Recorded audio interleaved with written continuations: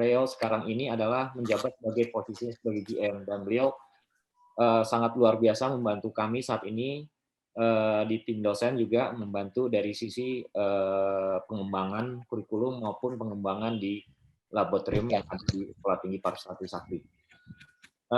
Untuk mempersingkat waktu biar nanti diskusinya lebih enak, biar Bapak Ibu juga nanti pelaksanaan TEVA-nya ini juga berjalan dengan lancar, maka ada kiat-kiat yang akan diberikan oleh Bapak Dr. Dino Lenandri, bagaimana sih melaunching suatu produk mulai dari soft opening maupun sampai grand opening. Untuk Pak Dr. Dino Lenandri untuk berikan paparannya. Terima kasih. Assalamualaikum warahmatullahi wabarakatuh. Waalaikumsalam. Terima kasih Pak Agus atas waktunya. Bismillahirrahmanirrahim. Assalamualaikum warahmatullahi wabarakatuh. Waalaikumsalam. Bapak, Ibu, rekan-rekan dari SMK, seperti yang Pak Agus sampaikan, jadi akan sharing kali ya tentang step-step waktu kita membuka hotel. Mungkin nanti levelingnya kita turunin ke hotel seperti Teaching Factory itu ya. Jadi mungkin tidak seperti hotel secara kompleks, fasilitasnya lengkap, tapi at least di Teaching Factory-nya itu kan mungkin Bapak Ibu hotel edutelnya memiliki kamar atau F&B atau fasilitas lainnya ya.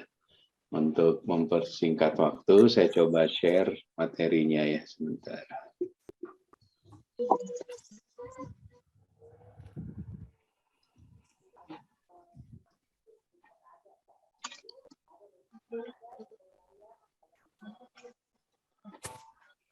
Sudah terlihat tampilannya Bapak Ibu?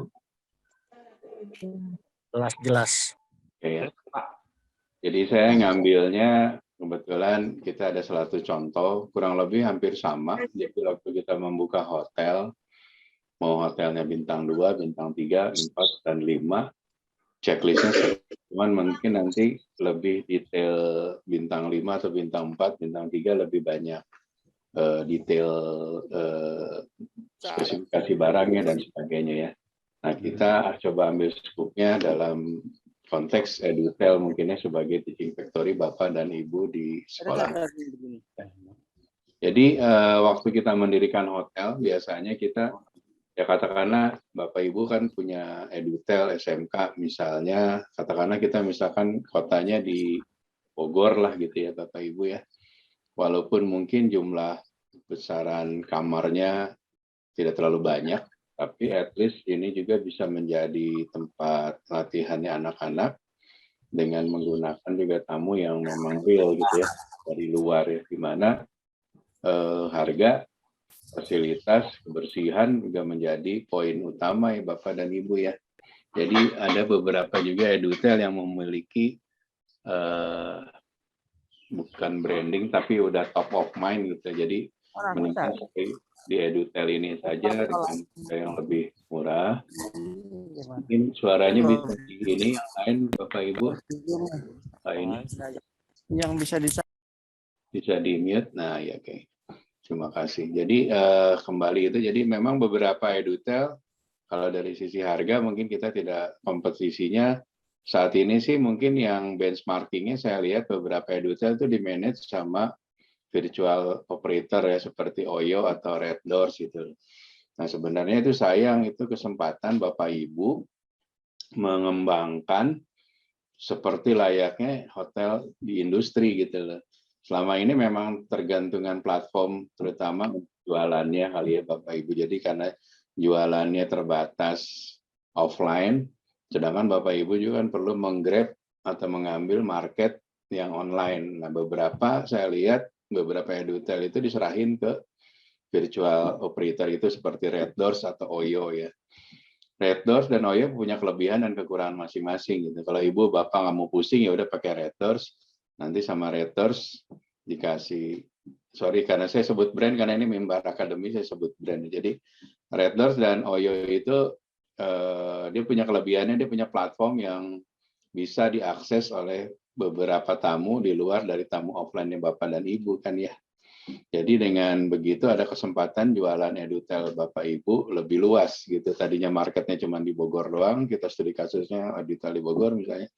Mungkin yang tahu hanya market sekitaran edutel itu gitu. Tapi orang luar Bogor yang mau jalan ke Bogor atau ke Puncak itu juga market potensial yang kita bisa ambil gitu loh. Ada dua pendekatan kalau memang kita nggak mau repot atau kita stages bertahap, kita gunakan portalnya tadi ya, virtual operator, atau kita kerjasamakan dengan OTA ya, online travel agent, seperti Bapak Ibu tahu ada Traveloka, Tiket.com, dan sebagainya ya. Mereka juga sudah masuk ke edutel, saya lihat beberapa. Prinsipnya mereka juga bekerja samanya mutual benefit ya. Ada kalau yang pertama dia menjualkan hotel kita atau edutel kita di websitenya mereka. Berikut juga nanti akan ada komen dan sebagainya. Nah, Bapak Ibu perlu di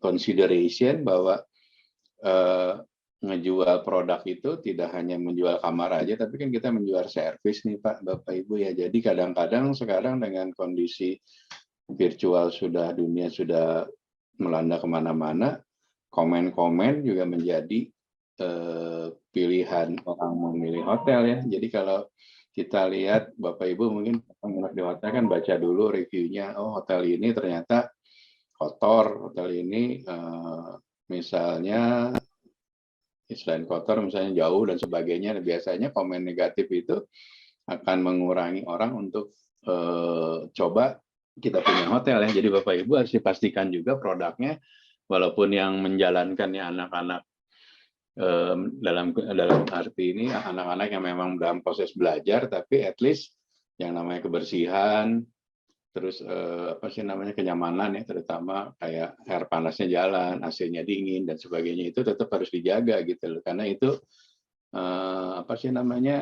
hal yang utama yang dicari tamu ya waktu mencari hotel ya. Waktu itu saya pernah bikin studi riset di mana menyatakan ada waktu itu studi kasusnya di Bandung sih, dan menyebar ke beberapa responden. Memang beberapa variabel harga menjadi utama ya. Biasanya orang lihat harga dulu, harganya masuk, terus lokasinya di Bandung di Dago gitu kan. Terus yang ketiga baru brand, ternyata brand itu tidak nomor satu untuk kelasnya economic scale ya. Ternyata harga dulu, baru lokasi, dan baru brand. Nah, jadi Bapak dan Ibu kesempatan juga untuk menjual edutel ini menjadi lebih komersial atau lebih menguntungkan nih Bapak dan Ibu ya. Caranya kita harus prepare dari awal. Gimana caranya jualannya supaya marketnya bisa kita ambil ya. Sebelum saya lanjut, mungkin ada pertanyaan dulu Bapak dan Ibu. Mungkin ada yang mau tanya? Nggak ada, saya lanjut ya. Ini adalah satu contoh checklist yang nanti saya share ke Bapak dan Ibu kalau kita mau bangun hotel. Cuma nanti skalanya tinggal diturunin aja lah untuk edutel. Ini cerita tentang hotel mungkin di bintang 3 ke atas ya. Jadi memang yang berkepentingan dalam hal ini adalah pemilik owner. Dalam hal ini kan mungkin SMK, kalau negeri ya, dikti dan sebagainya, para guru, para stakeholder di SMK tersebutnya. Nah kalau di hotel ada yang orang ngurusin tentang maintenance maintenance kamar, maintenance elektronik dan sebagainya, itu kita sebut dengan chief engineer ya. Mungkin nanti saya nggak tahu kalau di SMK itu ada bagian sarana dan prasarana kali ya untuk yang menghandle. Kalau misalnya kamar edutelnya pintunya lepas engselnya atau kamar mandinya mampet, nah ini kan harus ada tim nih engineer. Jadi mungkin nanti Bapak Ibu harus disiapin juga ada 1 orang atau 2 orang yang in charge di bagian engineering gitu ya sementara. Ini lagi, bisa lagi. Ya, kita lanjut. Sorry tadi ada.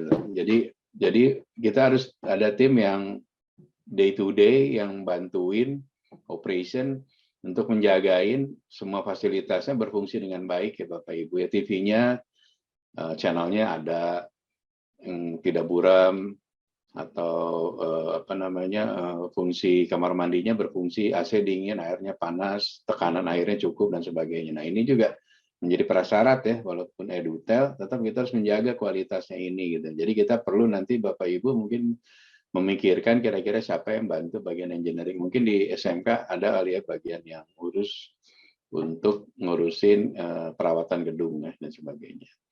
Nah, bagi SMK yang mungkin yang punya kitchen, ada laboratorium teaching factory-nya, ada kitchen-nya, mungkin kalau di hotel itu kan kita ada executive chef, mungkin nanti levelnya di mana, di edutel mungkin bukan chef, tapi mungkin levelnya bisa di bawahnya ya, bisa CDP atau POMI dan sebagainya ya. Nah, housekeeper mungkin Bapak Ibu sudah tahu, ini bagian untuk menjaga kebersihan hotel, terus bagian keuangannya, F&B, dan ini adalah bagian-bagian. Nah, mungkin nanti disimplifikasi kali ya, nanti mungkin saya nggak tahu kalau di Teaching Factory mungkin nanti anak-anak bisa in-charge sebagai beberapa departemen head ini, nanti Bapak Ibu sebagai pengawasnya bisa membantu anak-anak belajar dari semua section ini, mulai dari keuangan, terus bisa tolong dimatiin ya Bapak Ibu ya, supaya lebih efektif ininya. Masih banyak. Halo.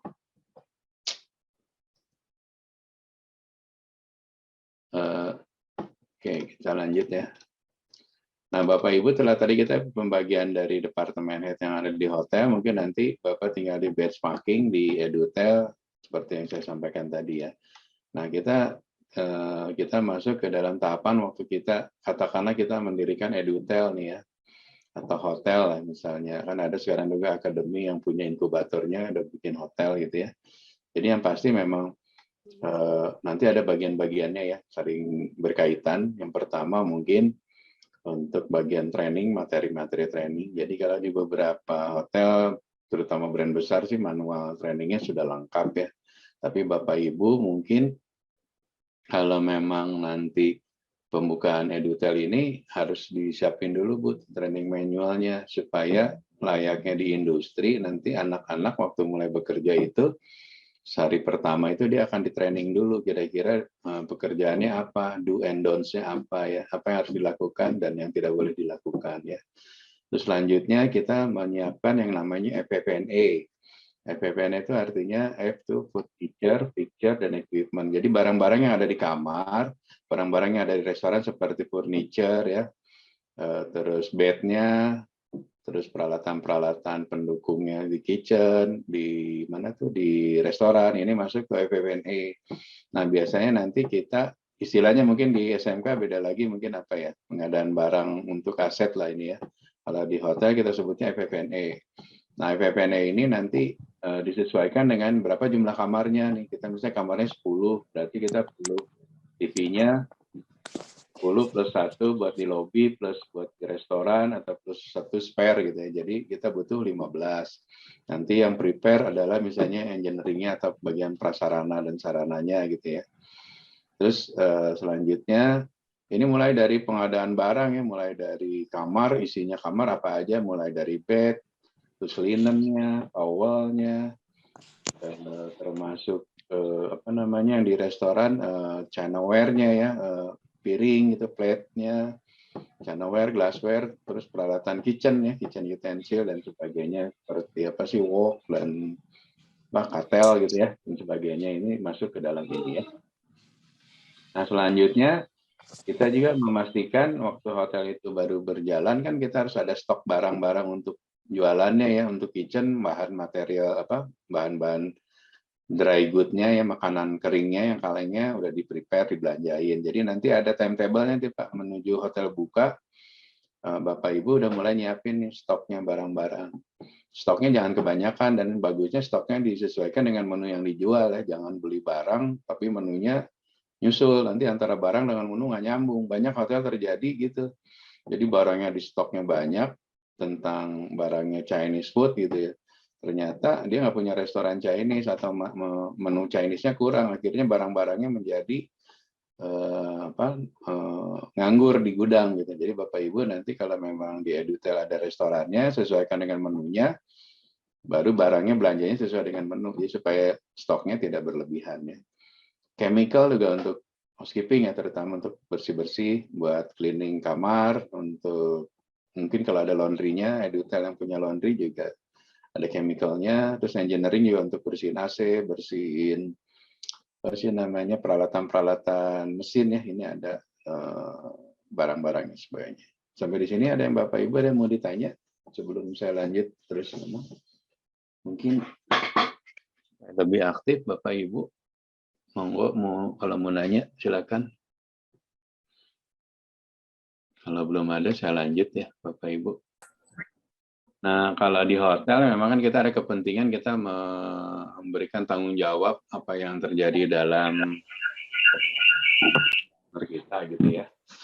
Nah, tapi kalau di sini mungkin Bapak Ibu sebagai guru SMK nanti kan ada pertanggungjawaban juga ya, berapa operasional hasilnya, profitnya berapa gitu, mungkin ke dewan sekolah atau kepala sekolah atau mungkin ke dikti dan sebagainya ya. Nah, jadi kalau di industri mungkin saya ceritakan bahwa nanti kita membuat yang namanya SOP ya. Mungkin Bapak Ibu sudah tahu panjangan dari SOP. Ada yang tahu Bapak Ibu SOP apa, Bu? Bapak Ibu ada yang tahu panjangan SOP apa? Halo? Saya Pak, standar operasional prosedur. Oh iya, terima kasih Pak. Jadi Bapak Ibu nanti kita bikin SOP-nya ya Pak. Jadi waktu dari itu SOP itu adalah alat bantu bagi tim kita, nanti anak housekeeping untuk bersihin kamar itu standar operating prosedurnya apa dulu nih. Mungkin stripping sampahnya dulu, mulai dari clockwise, mulai dari kiri ke kanan, bersihinnya dan sebagainya. Nah ini SOP bisa dibikin, atau nanti juga ada beberapa contoh ya di Google juga banyak SOP tentang hotel gitu ya. Nah, baiknya nanti juga berbarengan dengan kita hotel mau buka, SOP-nya tolong di-prepare ya. Jadi once hotelnya Edutel sudah buka, SOP-nya sudah jadi. Nanti waktu hotel belum buka, kita training dulu nih, training SOP, training apa namanya, langsung praktek anak-anak di front office-nya, di kitchen, di restoran, dan sebagainya ya. Nah, jangan lupa memang karena aset ini cukup besar, saya nggak tahu kalau SMK apakah diasuransikan ya Pak ya untuk gedungnya. Kalau gedung pemerintah itu diasuransikan juga nggak sih kira-kira Bapak Ibu ada info? Untuk Edutelnya ada asuransinya nggak ya Bapak Ibu? Tidak. Nah sebaiknya sih kan kita cerita tentang industri ya. Jadi kalau hotel ini kan juga akan banyak gangguan ya. Dalam artian kita harus melakukan proteksi. Proteksinya berbentuk asuransi ya. Jadi Bapak Ibu sekedar info, jadi asuransi di industri hotel itu kita terdiri dari berbagai macam ya. Yang pertama, kita ada asuransi yang namanya property or risk ya. Property or risk itu adalah kalau misalnya terjadi kebakaran, terjadi gempa gitu ya, Bapak Ibu nanti bisa klaim menggunakan property or risk atau disingkat PAR. Jadi ada asuransi namanya PAR, property or risk. Jadi semua risiko yang terjadi karena bencana alam ya, karena banjir, karena kebakaran, terus apa lagi ya, di luar terorisme sama sabotase ya. Nah itu kita bisa klaim tuh asuransi. Nah terus ada lagi asuransi kita ada tuntutan public liability. Jadi kalau misalnya tamu kita jatuh nih di lobi karena lobinya licin gitu ya, terus tamunya nuntut gitu ya. Nah itu di industri itu ada namanya public liability insurance. Jadi kalau tuntutan dari pihak luar hotel, misalnya tamu masuk, terus ketiban lampu dari atas yang jatuh dan sebagainya, itu kita bisa klaim. Nah, mungkin kalau Edutel saya nggak tahu ya secara teknisnya, secara legal standingnya di ini apakah biasanya sih kita semuanya ada insurance ya kalau untuk yang private, ternyata kalau yang untuk ini bisa menjadi consideration Bapak Ibu. Karena waktu Bapak Ibu menerima tamu dari luar kan akan terjadi semua hal-hal yang tidak diinginkan. Jadi kalau Bapak Ibu sudah di-cover dengan insurance, at least Bapak kalau ada tuntutan misalnya material, Bapak bisa gantinya dari asuransi. Ya, gitu ya Pak ya. Di sini ada yang mau nanya Bapak Ibu? Nggak ada, saya lanjut ya. Jadi ada beberapa hotel juga yang memang, kalau ini cerita hotel ya, tapi kalau Bisa jadi juga mungkin di SMK di daerah Puncak gitu kan, dia karena space-nya gede, dia ada jualan space rental di depannya gitu untuk jualan makanan kayak apa kan. Nah ini juga harus disiapin kontraktingnya ya, jenis kontraknya, sewanya bentuknya seperti apa, nanti ada bahasa legalnya ya. Nah nanti di Edutel karena mungkin lokasinya lebih kecil kayak kantor-kantor mungkin bisa kita gabung ya. Kalau di hotel kan GM sendiri kantornya, tapi karena di Edutel tidak terlalu besar jumlah fasilitasnya, ini bisa digabung. Tapi setidaknya ada pembagian departemennya gitu. Jadi untuk orang front office jadi ada briefing, ada demo training, ada tempatnya. Walaupun tempatnya tidak harus permanen, mungkin bisa satu ruangan kita bersama gitu ya. Nanti tinggal bergantian aja ya. Oke. Boleh Pak Dino. Monggo silakan ya. Siapa dengan siapa? Novi Pak. Silakan Ibu. Saya Ibu Novita. Ya, maaf. Tadi tentang asuransi untuk tamu hotel. Halo Pak, ya maaf ya. Itu kalau untuk selain liability insurance, kita untuk personalnya itu kira-kira pendekatannya ke asuransi apa Pak? Maksudnya gimana Bu? Memilih asuransi? Kan tadi kan untuk tamu yang menginap di hotel Ya. kalau perlu disediakan insurance ya. Ya, betul. Nah itu kita memberikan insurance yaitu assurance atau insurance nih. Saya agak insurance kan ya Pak ya. Jadi ada yang public liabilities atau yang khusus untuk mungkin kecelakaan atau jenis-jenis yang lain. Itu seperti apa Pak? Nah, biasanya tuh kita gini, jadi sewaktu hotel kita, ini cerita hotel ya, dalam kasusnya, kan ini tentang asuransi, jadi misalnya kita bangun hotel nih ya, ada satu hotel di Jakarta, misalnya dia baru bangun, nilai dari hotelnya katakanlah 100 miliar, berarti nilai tertanggungnya tuh 100 miliar gitu ya.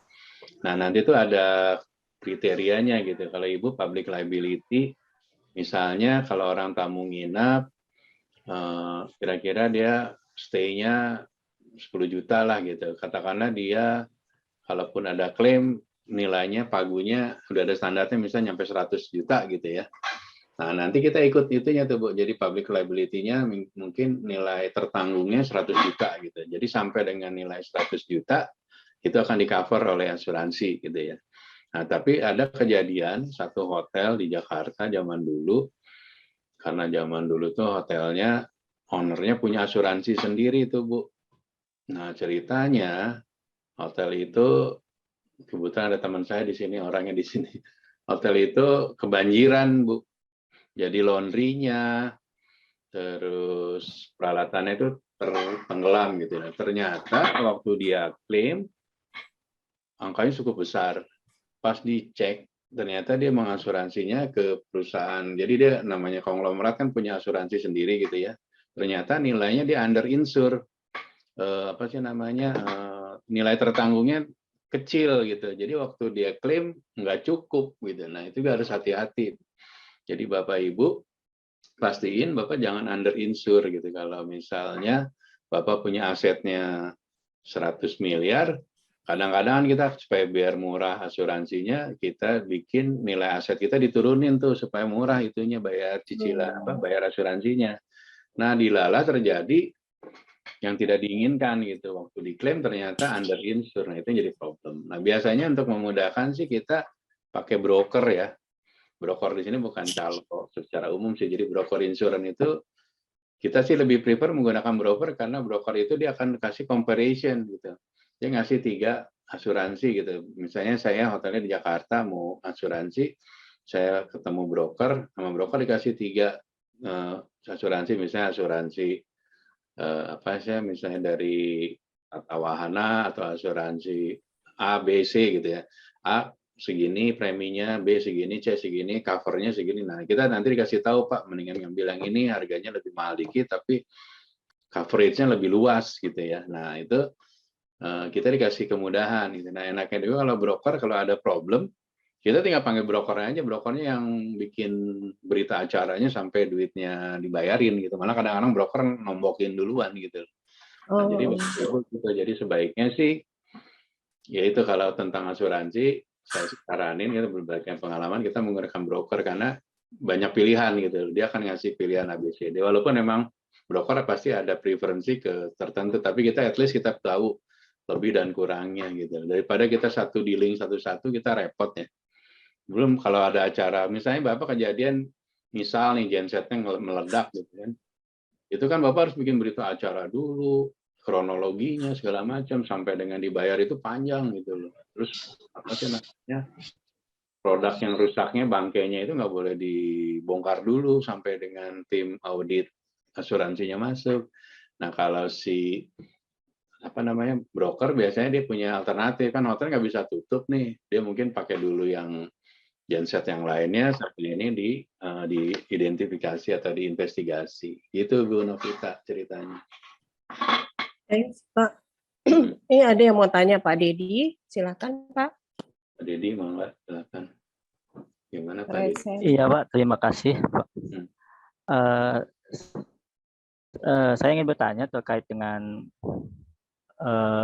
di luar asuransi ya Pak. Ya. Misalnya kita ini sudah punya gedung, kita sudah punya lengkap lah gitu ya. Ya. Kami minta tips apa sih yang harus dilakukan sehingga hotel itu bisa operasional. Jadi langkah awal apa yang harus kita lakukan sehingga yang sudah kita miliki itu bisa operasional dulu yang harus kita lakukan Pak. Misalnya kita gedung sudah ada, semua peralatan sudah ada lengkap gitu, cuma memang belum beroperasi. Terima kasih Pak. Ya, biasanya tahapannya kita gini ya Pak. Jadi sewaktu kita diserah terimain hotel, mungkin Bapak saya diserah terimakan edutel dari kontraktor gitu kan. Kita biasanya ada yang namanya commissioning test ya. Kita tes dulu, terus defect list juga Pak. Jadi kira-kira ada defect-nya apa aja nih, kerusakannya apa aja nih Pak. Karena Bapak mendingan klaim sekarang daripada nanti Bapak jalan kan biayanya menjadi biaya Bapak, benar nggak? Biasanya kita kontraktor itu ngasih namanya konsesi 1 tahun ya. Dari 1 tahun dia bangun, dia ngasih jasa perbaikan gratis 1 tahun. Nah selama 1 tahun itu, malahan Bapak bisa balikin ke si kontraktornya. Tapi kan kembali ke bonavitasnya si kontraktor ya. Kadang-kadang kontraktornya janjinya apa, kejadiannya. Sedangkan Bapak kan kalau running udah jadi head hotel udah jalan kan, Bapak nggak bisa nungguin karena tamu datang kan, terus kamarnya bocor, Bapak nggak bisa jual gitu kan. Tapi nungguin kontraktor lama, mau nggak mau Bapak harus benerin. Nah biasanya kita ngakalin kalau kita benerin, kita bikin berita acara bahwa setiap biaya yang timbul Bapak bebanin nanti ke ke kontraktor. Biasanya kontraktor itu kan ada retensi Pak, retensi itu potongan pembayaran. Jadi waktu diserah terima itu dia belum dibayar 100% tuh Pak. Ada yang ditahan 25%. Nah itu buat retensi itu tuh Pak, kalau terjadi itu. Nah katakanlah Bapak udah serah terima, barangnya udah dicek, defect-nya banyak, nanti benerin lagi gitu kan ya. Terus udah commissioning, terutama kalau ada lift tuh Pak, hati-hati dites juga liftnya. Terutama Bapak harus sling baja itu tuh ada umurnya tuh Pak. Kalau ada lift itu kan ada di atasnya lift itu ada sling tuh tali baja gitu ya. Biasanya dia ada 2 atau 3 tali gitu pengamannya. Nah itu harus dites juga. Jadi kita harus naik ke atas sangkarnya itu ngelihat jalannya udah rata belum, kabelnya ada yang kesangkut atau enggak. Nah itu kan buat safety ya. Nah setelah itu beres, katakanlah barangnya udah beres nih, Bapak udah diserah terimain nih Pak. Nah nanti Bapak ada lagi namanya checklist harian, mingguan, bulanan untuk engineering. Mulai dari safety-nya dicek, terus maintenance-nya ya terutama. Jadi dalam 1 bulan itu atau 1 tahun itu, misal Bapak edutel punya katakanlah 10 kamar lah ya, minimal tuh masing-masing kamar itu ada di maintenance tuh Pak. Maintenance-nya general maintenance-nya, jadi sekali hotelnya kamarnya itu ditutup, dicek semuanya, kelistrikannya, terus mungkin ada ngecat dan sebagainya, supaya kamar itu nanti Bapak bikin logbook tuh, kamar ini sudah di maintenance full. Jadi dalam 1 tahun itu 10 kamar sudah ke sudah kebagian di maintenance tuh Pak. Nah dari situ Bapak at least barang Bapaknya, produknya terjaga tuh Pak. Jadi nggak akan terjadi lagi. Ya kerusakan pasti terjadi karena kita dipakai dijual tamu, kan tamu juga dengan segala macam perilakunya ya. Karena dia ngerasa udah bayar, ya pasti ada aja rusak. Tapi dengan adanya tim Bapak gitu yang secara reguler membersihkan, mengecek kamar, fasilitas kitchen dan sebagainya, itu diharapkan semua produknya akan terjaga ya. Dan jangan lupa saya ingatin juga untuk kitchen nih Pak. Mungkin kalau ada yang kitchen jangan lupa kayak hood-nya yang exhaust-nya itu kan bekas minyak tuh Pak, naik ke atas ya. Itu harus dibersihin per 6 bulan sekali ya kalau bisa Pak. Karena itu bisa menyebabkan kebakaran tuh Pak. Karena itu kan minyak-minyak yang ditarik, dihisap gitu kan, itu masuknya kan ke dalam saluran ducting gitu Pak. Nah itu harus dibersihin tuh. Kalau nggak banyak terjadi hotel kebakaran tuh karena itu dia nggak pernah bersihin tuh Pak. Jadi si minyak itu numpuk dan akhirnya waktu terjadi api kejadian kebakaran. Gitulah Pak. Dan jangan lupa juga safety-nya ya Pak. Walaupun detail tetap kan safety karena kan di situ ada nyawa ya. Maksudnya tamu yang stay. Amit-amit kejadian kebakaran itu harus tahu larinya kemana tuh Pak. Bapak harus nyiapin assembly point-nya ya. Jadi kalau terjadi kebakaran, tamu itu diarahinnya ke arah assembly zone-nya yang amannya, evakuasi areanya kemana gitu. Nah itu harus di-prepare tuh Pak, disiapin. Nah makanya hotel sebelum buka itu Bapak nyiapin SOP-nya, termasuk SOP safety-nya tadi Pak. Kalau terjadi kebakaran akan dilakukan.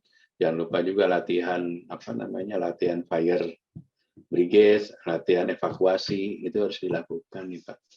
Begitu Pak Dedi. Ada lagi yang mau ditanya Pak Dedi? Berarti yang harus dipersiapkan adalah seluruh SOP penyelenggaraan ya betul. Jadi sebelum meminimalisir setiap kejadian yang ada ya Pak. Betul. Jadi SOP itu dibikin. Nah problem di kita tuh SOP itu sudah dibikin nggak pernah dibaca, disimpan aja di lemari. Nah itu yang harus di-refresh juga tuh Pak. Bapak 6 bulan sekali kasih training lagi. Orang juga suka lupa ya SOP-nya seperti apa. Itu harus di-training.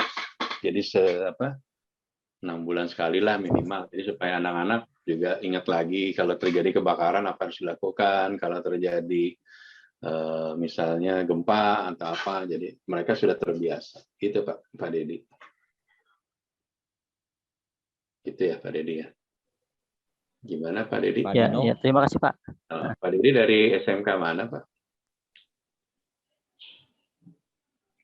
Pak Dedi SMK di mana? Saya SMK 3 Pak. Oke. Kita lanjut ya Bapak Ibu. Nah ini tadi pertanyaan bagus dari Pak ini. Selain SOP ya kita harus maintenance yang pasti. Ini terjadi banyak di hotel. Yang nggak usah ya di hotel juga banyak yang kamarnya. Kadang-kadang ada satu kamar yang jadi buat kanibalan gitu. Kalau rusak ini ngambil dari kamar ini. Akhirnya lama-lama kamarnya habis. Nah itu yang harus dijagain ya. Oke, ini kalau hotelnya besar memang kita nyiapin staff kantin ya. Jadi karena karyawan hotel kan makannya di hotel ya karena nggak boleh keluar supaya waktunya juga tidak terlalu ini. Kalau mungkin kalau di hotel kalau misalnya nanti memungkinkan gitu ada staff kantin yang lebih bagus. Ada locker ya untuk supaya anak-anak masuk ganti baju body odor atau performanya, groomingnya dijaga ya. Walaupun sekarang terjadi perubahan nih Bu Novita, beberapa hotel brand besar itu groomingnya sekarang di beberapa brandnya, tapi di beberapa select brandnya gitu ya, dia modelnya casual gitu loh, boleh pakai janggot, pakai kumis, pakai tato malah gitu loh. Karena mungkin di Hard Rock ya?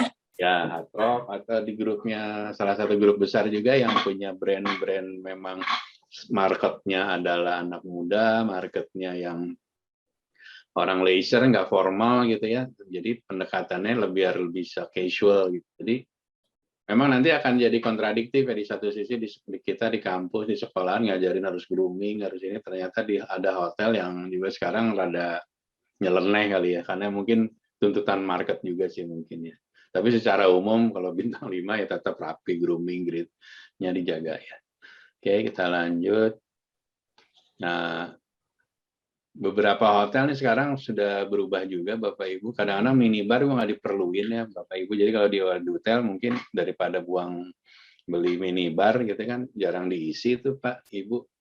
Mendingan di lobbynya Edutel pakai mesin vending mesin itu aja tuh yang masukin uang 20.000 dapat Coca-Cola yang gitu. Nah itu bisa sistemnya barter tuh Pak, barter, revenue sharing tuh Pak. Jadi ada satu produk, malah ada kopi juga ada gitu. Jadi kopi dia di bar tinggal di scan, dikasih QR code, masukin pakai GoPay, keluar dan setiap per cupnya kita dapat berapa rupiah lah gitu ya.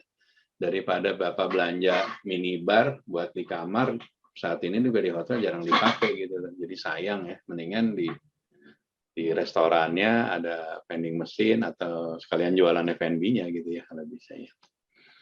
Oke, nah biasanya ya katakanlah walaupun ini Edutel, Bapak Ibu juga harus bikin ini ya kompetitor analisis ya, kira-kira SMK di Cipanas lah misalnya atau di Puncak kamarnya nggak banyak 10 tapi ada kompetitor di situ hotel-hotel kecil gitu kan yang jumlah kamarnya hampir sama. Nah kira-kira kita harus lakukan strength-nya kita apa sih, weakness-nya apa supaya kita jualannya juga mumpuni ya, supaya ya teaching factory kita juga menghasilkan ya, jadi tidak hanya sebagai training ground tapi juga sebagai revenue center gitu ya. Nah, dicoba juga Bapak Ibu mungkin belajar bikin budgetnya nih Pak. Nanti jadi budgetnya kita bikin dengan kamar 10 misalnya okupansi per hari katakanlah misalnya 10 kamar 50% dah 5 kamar per hari, harga jualnya misalnya daerah Puncak bagus 300 sampai 500 lah gitu kan. Nah, ini buat apa? Buat nanti anak-anak sama teman-teman belajar gimana cara achieve budget gitu ya. Dikasih budgetnya anak pronovis harus jualan harganya harga dynamic gitu ya, harga kalau weekend jualannya misalnya 500 tapi weekday mungkin slightly lebih murah 300 dan sebagainya. Good idea nih Pak, boleh tuh nanti ada workshop ya Pak Agus. Jadi dibikinin juga tuh Bapak Ibu supaya ya, yang sederhana aja hitungannya. Sederhana aja. Jadi mereka juga tahu targetnya ya masing-masing. Oh kita harus jualan hari cuma 5 kamar. Metode jualannya dia bisa telepon regular guest atau ngubungi atau bikin cara beriklan di OTA juga ada caranya sih Pak Bapak Ibu supaya Bapak detailnya walaupun kamarnya 10 tapi lokasinya prime misalnya di Cipanas saya balikin lagi ya. Itu kita bisa gimana menyiasati supaya kita punya hotel kita bisa di ranking atau di halaman pertama OTA itu Pak dengan level bintang yang sama ya. Misalnya kita nyari hotel bintang 2 di daerah Cipanas, hotel kita pengen masuk di halaman pertamanya. Itu ada caranya Pak strategiknya. Nah itu ntar nanti 3 SKS belajar lagi ya Pak. Jadi itu ceritanya gimana caranya supaya kita tetap di pilihan pertama supaya nanti orang akan ngeliat ke hotel kita dulu. Kalau hotel kita masuk di halaman kedua, halaman ketiga orang udah males kan. Pasti di halaman pertama lihat harga, lokasi, oh ini bagus, bersih.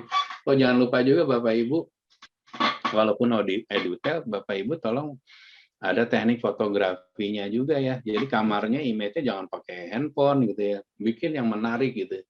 Kan orang namanya jasa itu yang mata dulu yang dilihat ya. Jadi kalau ngeliat kamarnya keren nih, gede gitu kan. Luas, kamarnya 30 square meter gitu kan. Orang mikir daripada ke hotel brand ini harganya lebih mahal tapi tipe kamarnya kecil. Ini kayaknya kamarnya lebih gede gitu. Nah, foto juga mempengaruhi itu Bapak Ibu. Nah, kalau bisa juga berkembang mungkin dibikin websitenya Bapak Ibu ya walaupun SMK gitu maksudnya Edutel apa nih SMK Bogor gitu ya. Nah, bikin menarik juga gitu karena dengan harapan kita punya showcase jadi orang ngelihat waktu nge-link apalagi zaman sekarang tuh udah digitalisasi ya Bapak Ibu ya. Nanti mungkin teman-temannya diajarin gimana cara melakukan digital marketing ya. Jadi semuanya antar web terus portal portal OTA gitu ya, sama semua sosial media itu ada linknya gitu. Jadi waktu kita beriklan di Facebook gitu, ada URL-nya, waktu klik langsung bisa booking ke website kita. Nah ini kudu dipikirin nih, Edutel harus loncat ke depan, lebih two step ahead lah, supaya sama seperti hotel bintang 2 atau di atasnya gitu, supaya kita bisa benar-benar menjadi industri gitu. Jadi anak-anak belajar dari situ, nanti ke industri nggak ada bedanya, sama aja gitu ya. Nah tadi kita setelah budget, kita biasanya sih kalau di hotel kita bikin 10 years ya, kita bikin proyeksi 10 tahun ke depan. Tapi mungkin kalau di SMP nggak apa-apa dipelajarin menurut saya. Jadi kita tahu target tahun depan ya kita harus okupansi naik. Sekarang ini 50, mungkin tahun depan 55, 60, harganya naik berapa gitu dan sebagainya ya. Nah ini checklistnya, terus kita menentukan kapan kita hotel mau buka. Kayak tadi hotelnya Pak Dedi, hotelnya hotelnya udah jadi nih, produknya udah dicek, udah dites, segalanya udah aman. Nah di orang Indonesia biasanya ngambil tanggal cantik, pengaruh juga tuh Pak Dedi gitu loh. Mungkin ngambil tanggal 2021 gitu ya. Jadi 12/12/21. Nah, itu ya tanggal cantik itu part of dari gimmick marketing kita. Gimana sih jualannya supaya waktu kita jualan tuh pop up ada sesuatu yang berbeda gitu, menarik. Nah, itu juga harus dipikirin gitu ya untuk marketingnya juga gitu ya Bapak Ibu ya. Ada yang mau nanya Bapak Ibu sebelum saya lanjut? Pak Dino mau nanya, ini kan hotel Edutel ya, tapi kan kalau kita mengacu pada standar kelayakan dasar ya, berdasarkan peraturan Menteri pariwisata, bahwa untuk syarat usaha hotel itu kan ada persyaratan dasar. Berarti sekolah juga yang punya Edutel harus punya mendaftarkan daftar usaha pariwisata, bidang usaha penyedia jasa akomodasi. Jenis usahanya hotel ini bisa ke provinsi. Lalu juga ada surat kelayakan fungsi bangunan gedung. Ya, SLF. Lalu keterangan layak sehat itu juga ada, kelayakan kualitas air juga ada. Nah ini yang perlu diinikan, selain nanti kalau kriteria mutlak atau kriteria tidak mutlak kan pasti ada, tapi persyaratan dasar ini yang harus punya ya Pak. Terima kasih. Oke, betul. Jadi Bapak Ibu bikin hotel emang izinnya tuh banyak banget, ada 50 kalau saya list tuh ya. Tapi Nah kalau itu Pak ya, itu Pak listnya ada nggak Pak ya? Saya ada listnya nanti. Tapi Bapak Ibu yang pertama benar kata Pak ini, SLF dulu ya Pak ya, syarat layak fungsinya dulu gitu. Apalagi di DKI ya. DKI kalau SLF-nya nggak ada, Bapak nggak bisa keluar tuh TDUP. TDUP itu tanda daftar usaha pariwisata ya. Jadi semua induknya dari SLF. SLF-nya benar, nanti tuh dicek sama dia tuh dicek mulai dari tadi evakuasinya, terus tingkat kelembaban udara di lobi, terus kebisingan juga dicek, maka dapat nanti SLF, terus termasuk keamanan ya, keamanan dalam arti safety gedungnya ya. SLF keluar, baru kita daftarin tuh TDUP Pak, tanda daftar usaha pariwisata. Nah TDUP ini daftarnya di kedinasan pariwisata di daerah ya, bisa di kabupaten atau provinsi. Nah, TDUP ini juga ada turunannya. Bapak harus ada layak sehat itu yang tadi Pak Agus ceritain. Nanti dari Kementerian Kemenkes akan ngecek tuh itunya, kitchennya, sampahnya nyimpennya di mana, terus drainasenya gimana gitu ya. Nah, setelah dapat layak sehat, baru nanti keluar tuh itunya apa namanya SLF dan TDUP.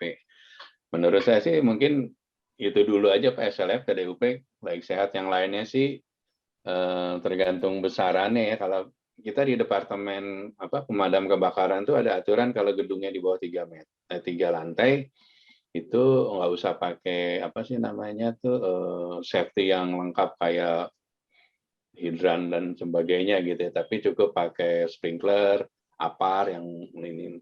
Ada aturannya tuh Pak, masing-masing daerah beda tuh. Kalau di DKI itu cukup dengan 3 lantai dia menggunakan APAR dan sebagainya. Tapi kalau udah di atas 3 lantai itu harus pakai ada mesin joki pump. Joki pump itu untuk kalau terjadi kebakaran kan mati listrik ya. Genset nyala, genset mati. Joki pump itu mesinnya sendiri itu ada baterainya. Jadi dia nyemprot airnya. Nah itu kalau kelasnya hotelnya gede, tapi kalau Bapak Ibu kamar 10 sih biasanya cukup dengan APAR ya, tapi jangan lupa juga di kitchennya ada pengaman juga ya, ada fire blanket ya, fire blanket kayak selimut gitu loh Pak, buat di. Ya, betul. Terus syukur-syukur kalau ada apa Ansul ya. Ansul sebenarnya nama merek sih. Ansul itu ini Pak. Jadi kalau terjadi kebakaran, woknya itu langsung dia nyemprot gitu airnya. Jadi pas di atasnya wok jadi terjadi kebakaran, dia langsung cus saja. Nah itu pengaman gitu ya. Nah saya juga gitu ada satu kampus layout kitchennya tuh aneh gitu. Jadi alat kebakarannya tuh di ujung kiri lah misalnya gitu. Sedangkan woknya di ujung kanan. Jadi kalau kebakaran itu anak-anak harus melewati api dulu karena kayak itu setting layoutnya juga harus dipastikan ya Pak. Terus yang kedua apa floornya juga tuh kitchen jangan sampai licin ya Pak karena itu bahaya ya buat anak-anak buat anak-anak SMK itu maksudnya anak-anak siswa licin dan sebagainya karena untuk kecelakaan kerja dan sebagainya gitu ya Bapak Ibu. Terima kasih tuh Pak Agus ngingetin. Jadi Bapak Ibu nanti saya share ya. Jadi kita list. Kalau listnya sebenarnya sekitar ada 50-an, tergantung daerah beda lebih banyak. DKI paling banyak ya. Jadi yang utama sih menurut saya itu ya SLF, terus TDUP. Nah TDUP turunannya itu tadi layak sehat. Biasanya kalau di dinas kesehatan nanti mengenai K3 ya, kesehatan keselamatan kerja itu memang repot sih, tapi ya memang syaratnya seperti itu. Jadi kalau ada problem, kalau izinnya ada kan kita nggak terlalu, kalau nggak ada izin kita akan menjadi masalah nanti ke depan gitu ya. Gitu ya Bapak Ibu. Ada lagi yang mau nanya Bapak dan Ibu? Pak Dewo mau nanya tuh Pak. Silakan Pak Dewo. Ya, terima kasih Pak Dino dan Pak Agus. Mohon izin. Pak Dewo. Silakan ya, Pak. Selamat pagi Pak. Pagi Bapak. Pagi Pak Dino, pagi Pak Agus. Pagi Pak. Ya pagi Pak. Mohon izin tanya, ini menyambung tadi apa yang disampaikan Pak Agus terkait perizinan Pak ya. Tadi sudah disampaikan secara detail oleh Pak Dino tentang perizinan bagaimana sebelum hotel itu operation. Salah satunya tadi disebutkan ada surat izin pariwisata, ada TDUP, kemudian sampai muncullah nanti layak sehat dan lain sebagainya. Itu kan di hotel secara umum Pak. Pertanyaan saya, apakah nanti di Edotel apakah juga serumit seperti itu gitu? Ada izin pariwisata secara komplit dan izin lainnya termasuk layak sehat dan lain sebagainya itu kan gitu Pak. Ini masalah perizinan perhotelan, Edotel maksudnya. Kalau memang tidak melakukan itu, memang apakah kita tidak bisa beroperasi? Gitu. Nah, pertanyaan yang pertama ya Pak ya.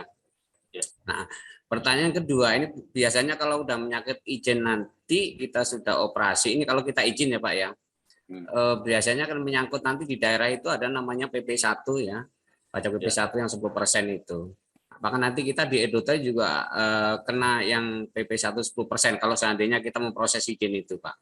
Sementara demikian itu dulu Pak yang saya sampaikan. Ya, Bapak dan Ibu, karena hotel ini kan atau Edotel lah ya, Edotel dia kan secara komersial udah terima tamu, ada terjadi transaksi keuangan secara komersial ya Bapak Ibu ya. Jadi dia sudah layak jadi bisnis entity gitu ya. Nah, itu ada aturan tersendiri kan, memang peraturan hotel ini waktu itu kan kita pakai Kepres ya. Jadi Kepres itu menentukan bahwa hotel itu menjadi subjek pemasukan daerah, kota, kabupaten atau masing-masing gitu ya. Kalau kota ya kota, kabupaten atau apa sih kota madya dan sebagainya ya. Nah sepanjang yang saya tahu karena waktu kita sudah melakukan transaksi, ada komersialisasi, kita terima uang, nah kita sudah terkena kewajiban yang namanya pajak PB1 itu Pak, pajak hotel ya. Jadi Bapak Ibu di hotel itu ada namanya pajak hotel dan restoran ya, besarannya 10%. Tapi kalau di hotel besar sebelum nyampe ke tax kan ada service charge ya, jadinya 11% pajak. Nah, 100 plus 10, jadi 110, 10% dari 110 adalah 11 ya, betul ya. Nah, kalau misalnya nggak ada servisnya berarti 100 dikali 10%. Nah, kembali itu Pak, jadi kalau kita merefer kepada peraturan, setiap transaksi jasa, mulai dari bungalow ya, hotel, melati, sampai ke itu, kategori hotel juga masuk tuh Pak. Kalau Bapak baca di peraturan daerah masing-masing itu ada tuh klasifikasinya dari hotel melati, termasuk di dalamnya ada Edotel tuh Pak. Nah di situ menjadi objek pajak, jadi Bapak izinnya harus jalan gitu. Tapi ya kembali ke masing-masing daerah ya, ada yang strict, ada yang nggak ini gitu ya. Tapi secara kalau dari legal standing-nya harus gitu, karena di situ udah diatur bahwa objeknya adalah penerimaan pajak dari hotel terdiri dari hotel melati, hotel ini, hotel itu gitu loh Pak. Gitu Pak Dewa. Iya Pak. Satu lagi Pak, mohon maaf nih. Monggo, silakan. Ini Pak, tadi Bapak juga sampaikan secara komplit tentang struktur organisasi di hotel secara umum ya, mulai dari hotel bintang 4, 3 itu kan memang ada GM, turun ke AM, dan masing-masing ada FPM dan lain sebagainya. Kemudian ada, kalau di Edotel ini, kalau menurut Bapak cocok untuk yang pimpinan tertingginya nanti, pasti kan ada orang yang paling tinggi itu, pasnya itu apa sih Pak, posisi tertinggi? Kalau di hotel kan ada GM, ada hotel manager kan gitu Pak. Kalau di Edotel ini pasnya kalau menurut Bapak seperti apa sih Pak? Mungkin kalau ide saya sih cukup operation manager aja gitu ya Pak ya. Nanti bawahnya paling tinggi ya supervisor. Nanti anak-anak mungkin ada yang latihan jadi supervisor gitu ya. Yang atasnya operation manager aja Pak, nggak usah terlalu, jangan keberatan jabatan atau general manager, kamar 10 juga nggak ada kerjaan. Di operation manager aja. Terus tapi mungkin yang karena Bapak mungkin Edotelnya anak siswanya lebih ke hotel, pengelolaan hotel lebih di front office, housekeeping sama F&B misalnya kitchen dan service ya. Jangan lupa juga engineeringnya gitu Pak. Mungkin dari sarana prasarana, karena kamarnya harus di-maintain ya. Kalau ada komplain, ya anak SMK-nya perhotelan mungkin nggak ngerti cara handle benerin TV gitu ya, TV-nya, channel TV gitu. Itu harus ada orang engineering-nya juga gitu. Karena waktu Bapak jual sudah komersial kan, kalau tamu komplain misalnya AC-nya nggak dingin gitu, harus ada orang yang bisa memperbaiki ininya gitu. Engineering-nya kudu disiapin juga gitu ya Pak ya. Iya. Terus mungkin anak-anak juga belajar untuk jualannya tuh Pak, yang saya sampaikan tadi. Sekarang udah kita apalagi dengan nanti milenial, kita semuanya udah main ke digital nih Pak.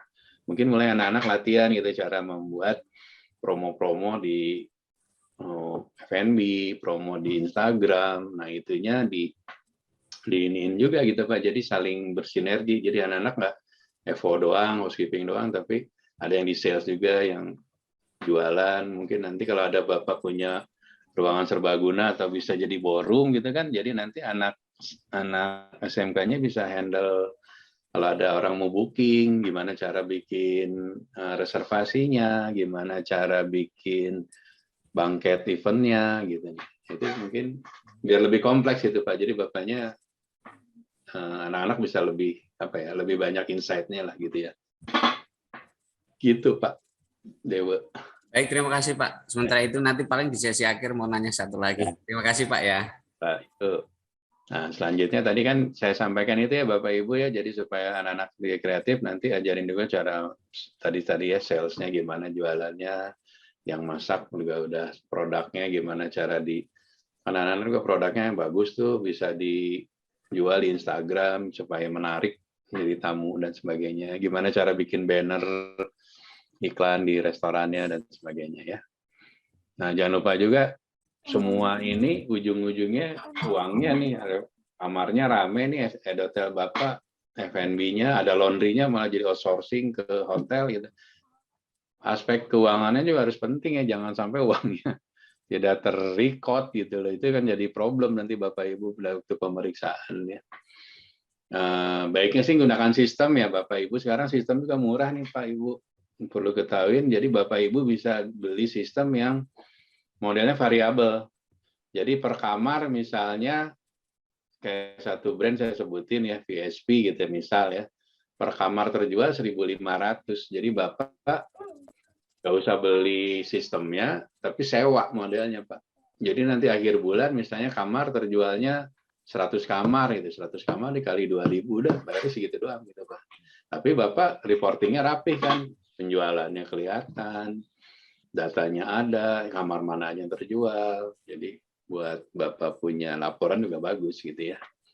Pak, jadi nah ini ada beberapa mitra dari SMK ini sudah pakai PSP nih Pak. Wah, bagus loh.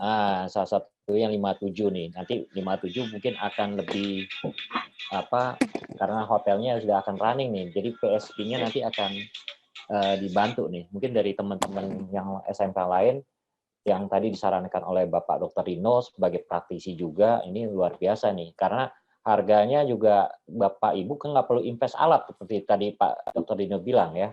Nah ini tolong dimanfaatkan karena ini sudah kita kita fasilitasi dan ini bisa diinikan ya. Terima kasih Pak Dr. Dino. Jadi Bapak Ibu, kalau harga jual, kalau Bapak beli software PMS ya, sistem hotel itu rate-nya yang lokal ya, PSP atau brandnya lokal itu harga dari 250 sampai 300 juta. Bapak sayang kamarnya kan cuma 10 atau paling banyak 30 lah gitu. Sayang gitu investasi itu. Bapak beli yang variabel itu aja, kayak banyak sih nggak VSP aja, ada beberapa brand lain. Terus yang kedua sekarang sistemnya udah connect ke gadget Pak. Jadi Bapak sebagai kepala sekolah bisa ketahuan tuh hari ini kamar laku terjual berapa, F&B itu. Bapak baca dari itu aja reportnya. Nanti reportnya masuk ke gadget kita gitu. Dia kelihatan ada statistiknya, ada tabelnya dan sebagainya. Jadi reporting Bapak juga rapi, jadi kalau diaudit bilang udah beres segala macam ya. Nah, cuman kan sistem itu dibagi dua ya Pak, jangan salah nanti ada sistem yang hanya sistem depannya doang gitu ya, penjualan aja gitu, mulai dari penjualan kamar, penjualan F&B, laundry dan sebagainya. Tapi laporan keuangan itu sistemnya beda lagi.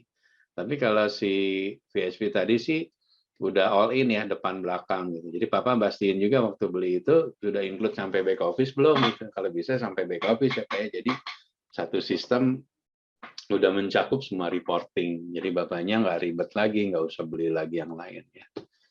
Ya pasti hanya Bapak nyiapin hardware-nya aja ya Pak.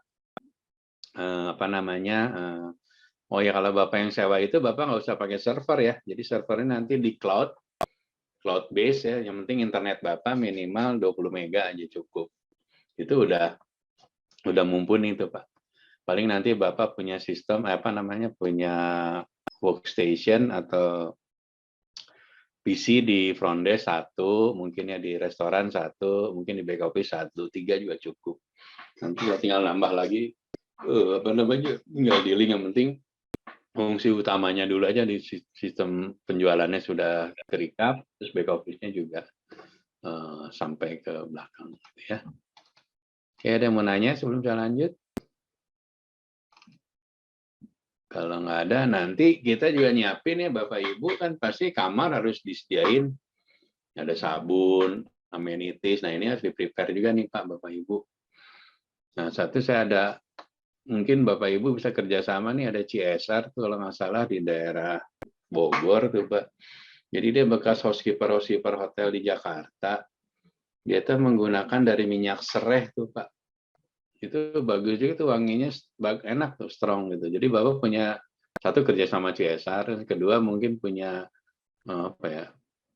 punya diferensiasi lah gitu. Sabunnya menarik atau wanginya enak gitu. Nah itu juga menjadi pilihan lah nanti bagi Bapak Ibu ya. Jadi ini nanti siapin yang di housekeepingnya Bapak Ibu.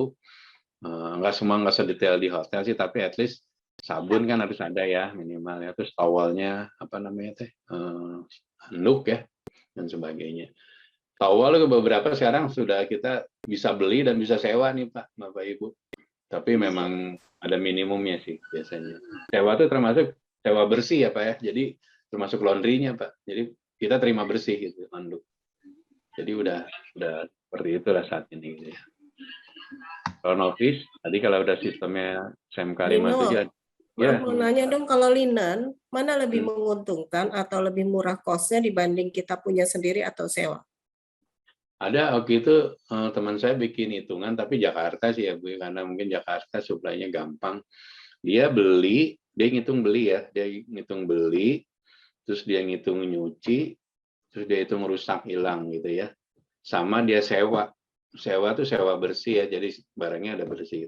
Itu jauh lebih murah nyewa. Secara jangka panjang ya Bu ya. Kalau Ibu kan beli kan minimal Ibu harus punya power stock-nya 3 kan ya. Power stock 3 harus beli mesin lagi ya Pak? beli mesin, kalau macam mesin itu laundry Berdaya lagi ya. laundry itu paling murah 2 miliar mesinnya. Ya. Tapi kalau Bapak Ibu sewa, Bapak terima bersih gitu. Terus kalau ada spot apa balikin, terima yang. Tapi itu mungkin kota Jakarta, saya nggak tahu kalau di daerah ya. Maksudnya vendornya ada gitu ya. Nah mungkin di daerah saya belum tahu ya. Tapi at least itu ada studi memang lebih murah sih memang kita sewa gitu. Secara jangka panjang murah, kita nggak ada investasi sama sekali. Kita nggak beli sama sekali aset barang gitu ya. Jumlahnya sewa. Gitu ya Bapak Ibu ya. Kita lanjut, nah nanti detailnya ini sih bisa dibaca, ini form-formnya memang sekalian buat latihan ya Bapak Ibu ya. Tapi kalau Bapak udah punya sistem, formnya udah ada di sistem sih Pak. Jadi meminimalkan juga paperless ya. Dulu kan pakai ada, mungkin Bu Novita zaman dulu masih ingat ada paper voucher, ada ini voucher gitu, logistik gitu. Nah sekarang itu udah dikeluarin by sistem sih, jadi Bapak Ibu nggak usah nyetak-nyetak lagi, sistem udah keluarin, jadi lebih murah secara apa namanya, secara ini. Tapi kalau memang mau ini supaya administrasi ini juga nggak apa-apa sih, tapi maksudnya toh udah ada gitu. Kayak sekarang kita udah ngeluarin lagi namanya breakfast voucher ya, jadi orang cukup dari kartunya, kartu apa kamarnya sudah ke-record tamu, jadi tinggal di tap udah katakan kamar nomor segini dan sebagainya. Kalau dulu kan harus nyetak lagi kertas voucher breakfastnya gitu ya, sekarang sudah berubah ya. Nah, Pak Dr. Dino ini bagus juga nih kalau dalam meng-create logo sebaiknya nanti dipatenkan Bapak Ibu. Oh iya. Betul. Karena kalau sudah dipatenkan itu Bapak Ibu aman dan ini jadi apa ya trademarknya bisnisnya hotel Ibu apa SMK PK. Nah, ini. Ya. Kalau kita memasarkan brand di hak itu murah kok. Kita sekitar cuman di bawah 3 juta something ya gitu. Butuh 2 bulan untuk dipublish. Kalau belum ada yang mengklaim brand kita ya udah automatically nanti keluar sertifikasi ininya gitu apa namanya brandnya ya. Oke, kita lanjut websitenya. Ini juga website juga Bapak Ibu walaupun Edutel coba bikin murah kok Bapak Ibu, website itu cuma 5 jutaan lah ya. Tapi bisa bikin menarik gitu ya. Jadi promo-promo bisa dari website. Dengan harapan nanti kalau punya regular guest dia akan bookingnya dari website kita. Kita bisa ini gunakan pihak ketiga, banyak ada yang memang spesialis bikin website hotel gitu. Jadi si website ini udah nge-link dengan booking engine-nya, dia udah nge-link dengan OTA, dia nge-link juga dengan apa namanya sistem VSP-nya. Jadi booking di website langsung pop-up muncul di VSP-nya atau di software apanya pun udah bisa di-link gitu. Ya ini memang investasi ya Bapak Ibu, tapi maksudnya Bapak akan memanage walaupun Edutel tapi secara profesional layaknya hotel gitu. Jadi semua sudah terintegrate gitu ya. Ini kalau ada spa tapi kan nggak ada kali ya di Edutel spa dan sebagainya. Untuk F&B ini checklistnya nanti Bapak Ibu saya kasih share materinya, Bapak Ibu bisa lihat. Tadi seperti saya sampaikan SOP di awalnya. Terus ini kembali yang tadi juga linen di F&B kan ada linennya, ada napkin, ada sebagainya. Ada pilihan Bapak mau beli, mau sewa, sekarang udah banyak ya segala macam ya. Cuman emang menu sekarang kita sudah rubah ya, kita nggak menggunakan menu secara manual, mungkin menggunakan QR code ya Bapak Ibu. Nah di QR code ini kekuatan fotografinya juga harus menarik Bapak Ibu. Foto makanannya yang difoto nanti kan masuk ke dalam menunya pakai QR code, jadi udah nggak manual lagi untuk menghindari prokes kan ya, supaya menghindari banyak tangan di kertas gitu ya.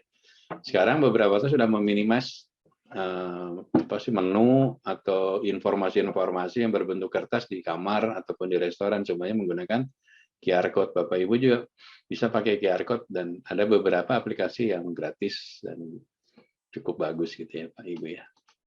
Oke, ada lagi Bapak Ibu yang mau tanya sebelum saya lanjut?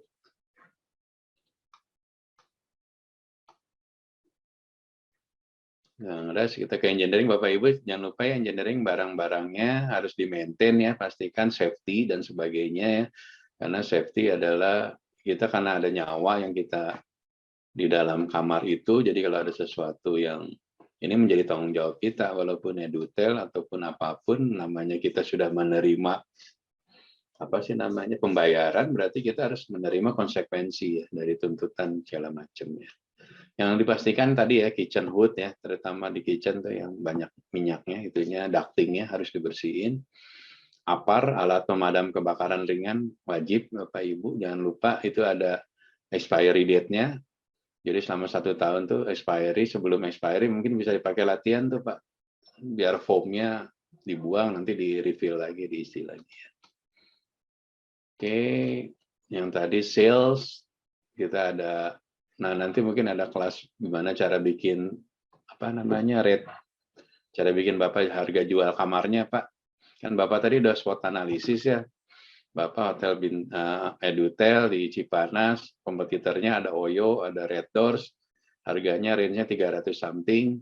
Nah nanti Bapak bikin iklannya, promosinya seperti apa. Jadi ini. Kita juga harus juga dekat sama agent ya Pak, Bapak Ibu, mungkin juga nanti ada forum yang bisa disewa atau kamar dari grup-grup agent, karena banyak juga beberapa yang memang dengan market yang masuk di harga kita yang bisa kita grab gitu ya Bapak Ibu ya. Nah, ini untuk PR-nya, untuk atau markom ya. Nanti yang tadi buat promotion tools-nya, gimana cara bikin iklan, bagaimana cara bikin apa sih promotional material dan sebagainya ya. Oke Pak Ibu mau nanya sambil ini. Ini mungkin Pak Dr. Dino, karena materinya cukup, kalau saya bilang ini cukup berat Pak ya. Karena ini harusnya nanti dari tim akan diskusi nih, harusnya. Diskusi bagaimana, tadi kan sudah ada panduan-panduan yang diberikan ya. Dan ada peraturan pemerintah yang kita harus ikutin. Nah terkait dengan ini, mungkin Bapak Ibu sudah saatnya membentuk tim untuk pengelolaan baik yang di perhotelan maupun yang di restoran atau kafe ya. Nah nanti kami dengan tim dari Sekolah Tinggi Pariwisata Trisakti, kebetulan kami ini Pak Dino itu salah satu Trisakti Hotel General Manager nih, jadi ada di grupnya Trisakti. Kita punya GM Hotel ini ada sekitar 38 GM yang bisa membantu apa kebutuhan Bapak Ibu ya. Nanti tadi pesan dari Bu Ketua Trisakti juga bilang ke saya, nanti kalau apapun kebutuhan dari SMK segera difasilitasi, dilingkan dengan Trisakti Hotel General Manager. Nah, kita akan bisa sinergi. Dan di sini Bapak Ibu, kalau nanti ke depannya ada pertanyaan, pertemuan FGD ini akan saya selenggarakan kalau bisa tiap hari atau mungkin seminggu berapa kali ya, karena saya tahu ini sudah mulai. Kenapa kami belum mulai kemarin-kemarin? Karena saya tahu Bapak Ibu di bulan keempat ini udah fokus, sudah agak senggang lah ya, sudah agak senggang, tidak ada kegiatan. Nanti akan coba kita selenggarakan. Yang tadi temanya misalnya kalau tadi Pak Dino secara overall, mungkin kita lebih spesifik bagaimana men-setup soal di F&B-nya, di front office-nya, di sales-nya. Nah, ini di finance-nya. Nah, ini nanti kita akan isi Bapak Ibu, jangan khawatir. Jadi nanti ada tema-tema selanjutnya yang tadi Pak Dino break out ya. Nanti akan lebih detail. Jadi kalau seandainya teman-teman dari dari SMK setuju, mungkin nanti Pak Dino akan bisa menyediakan waktunya Pak Dino ya. Ya, kita lanjut dengan pertemuan yang ke depan gitu. Jadi itu yang saran saya sebagai ketua tim pendamping di sini. Silakan kalau ada yang mau nanya lagi, silakan. Bambang.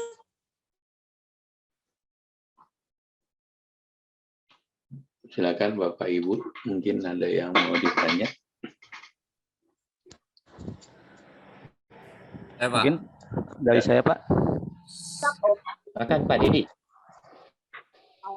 Ini saya mau tanya terkait pengalaman, mungkin pengalaman Bapak terkait tiga institusi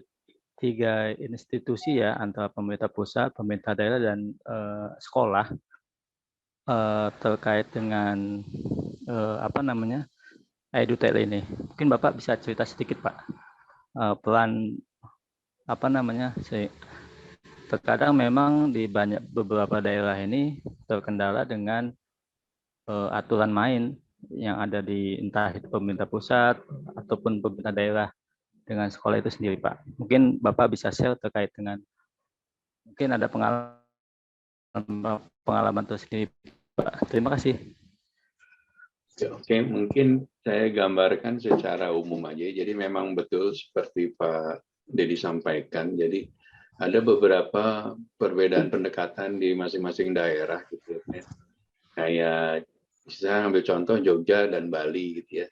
Kayak Jogja itu waktu itu karena gubernurnya Sri Sultan, jadi si pajak yang 11% ya, karena hotel itu 11% ya, karena di tengahnya ada services. Sama dia itu 1%-nya itu dikembalikan ke stakeholder pariwisata untuk pengembangan dan sebagainya gitu. Untuk dari sisi pemerintahan daerah ini. Tapi kalau untuk dari sisi yang edutel, memang saya ngelihat memang masih belum menjadi objek pajak sih, saya lihat di beberapa hotel, karena mungkin secara angkanya mungkin tidak terlalu signifikan, tapi ini tidak tertutup kemungkinan gitu kalau rame bisa menjadi objek juga, karena secara legal standingnya masuk sih di situ. Kan Bapak edutel juga masuk di dalam, bisa Bapak nanti baca ya dari perdanya masing-masing daerah. Secara umum sih sama sih kategori hotelnya, tapi di daerah mungkin bisa masuk bisa enggak gitu. Karena ini kan domainnya Pemda ya, karena hotel bisnis itu menjadi PAD-nya daerah bukannya pusat gitu ya. Jadi di hotel ini pajak hotelnya masuk ke Dinas Pendapatan Daerah gitu kan.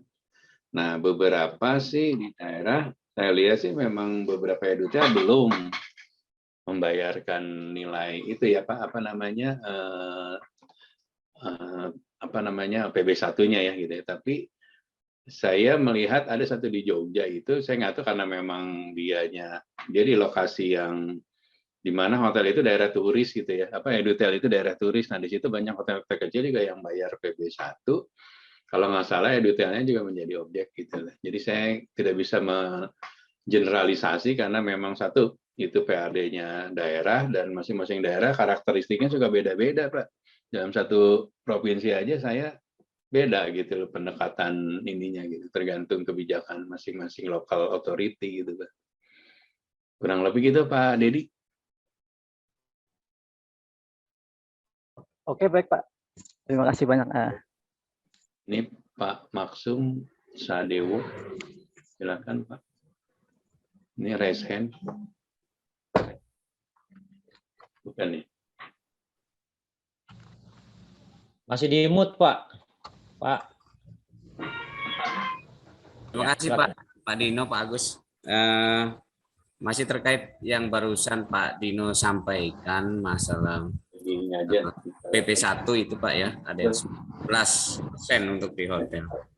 Nah, nanti kalau kita untuk membuat room rate yang dipublishkan itu Pak, kita idealnya seperti apa? Apakah misalkan rate kita di room itu di angka 200.000. Nah, 200.000 itu idealnya kalau di Edotel itu menurut Bapak, mohon maaf nih, apakah sudah include di PP1-nya, apakah belum? Apakah misalkan 200.000 belum termasuk PP1-nya, apakah sudah itu untuk idealnya yang kalau di Edotel gimana Pak? Mohon maaf. Ya, secara umum kan kalau kita mau bikin harga itu sebenarnya dari nilai investasi ya Pak ya. Tapi dalam kasus ini kita mengesampingkan investasi, kita melihat dari harga pasar nih Pak. Bapak edutelnya, Bapak benchmarknya, kompetitor Bapak adalah misalnya ada produk A, B, C, D, ada Oyo, ada Retos gitu ya, dengan produk yang sama ya Pak ya. Yeah. Fasilitasnya, besaran hotelnya dan sebagainya. Misalnya rata-rata benchmarking Bapak harganya di 300 ya. 300 di situ dia ada yang plus-plus, ada yang net gitu ya. Nah, nanti kan Bapak gimana cara menjualnya supaya pertama harga Bapak kompetitif kan ya Pak ya. Yeah. Supaya Bapak laku dan sebagainya. Memang ada dua pendekatan gitu ya Pak ya. Bapak bisa bermain volume. Jadi mungkin Bapak harga murah dikit tapi volumenya akan dapat banyak gitu ya. Atau Bapak mainnya harganya tinggi tapi volumenya dikit. Nah, jadi tergantung pilihan sih nantinya. Tapi kita lihat juga produk Bapak berbanding dengan kompetitor. Kalau Bapak punya satu kelebihan yang signifikan, Bapak harus confident aja gitu loh. Tapi memang kita harus setting the water ya, kita bikin harga. Nah, makanya harga itu jangan statik gitu loh Pak. Bapak harganya harus dynamic gitu loh Pak. Dynamic itu harganya mengikuti dengan tingkat demand pasar, okupansinya gimana gitu. Mungkin saat ini kita weekend di daerah puncak rame nih gitu kan. Bapak bisa harganya lebih tinggi gitu, dynamic. Jadi waktu low season Bapak bisa turun gitu loh. Nah, itu nanti kita bikin platformnya di OTA itu akan mengikuti dari musimnya itu. Kalau memang musimnya peak season, kita harganya tinggi dan sebagainya. Nanti Bapak bikinin aja dulu ininya rate-nya. Kalau okupansi segini, harganya 200. Misalnya okupansinya baru 20%, harganya 200. Tapi okupansi naik 30%, Bapak naik 2,5 dan sebagainya. Nah, itu di setup di sistem. Terus anak-anak dikasih tahu gitu bahwa kalau okupansi segini jualan segini ya. Nah itu dia akan kalau kita di OTA itu akan otomatis Pak harganya bergerak terus gitu. Jadi Bapak akan dapatin kesempatan jualan harganya lebih baik gitu. Nggak statis saja harganya 200, jauh dekat 200 gitu enggak. Jadi up and down tergantung dari bisnis ya siklusnya. Gitu Pak Dewo. Terima kasih Pak. Begitu Pak Agus. Ya, yang dari FNB ada yang mau nanya nggak nih? Karena nih terkait dengan apa? Nggak hanya hotel aja ya, terkait dengan restoran, kafe. Mungkin apa yang bisa ditanyakan? Kalau secara persyaratan dasar, kayaknya sih hampir mirip ya, hampir mirip. Yang utama terkait dengan limbah ini, limbah.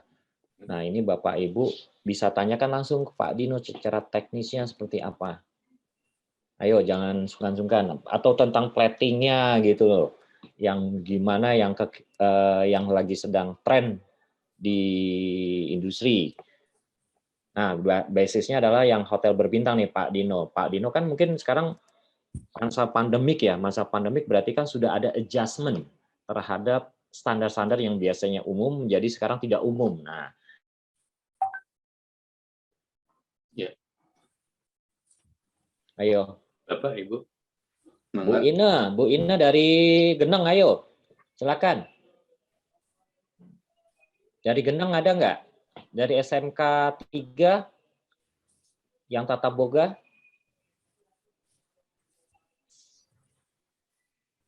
Dari Sahid, mungkin ada Sahid?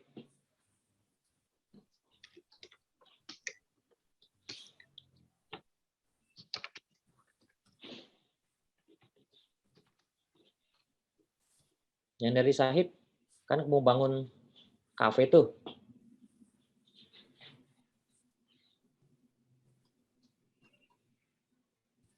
Enggak ada ya?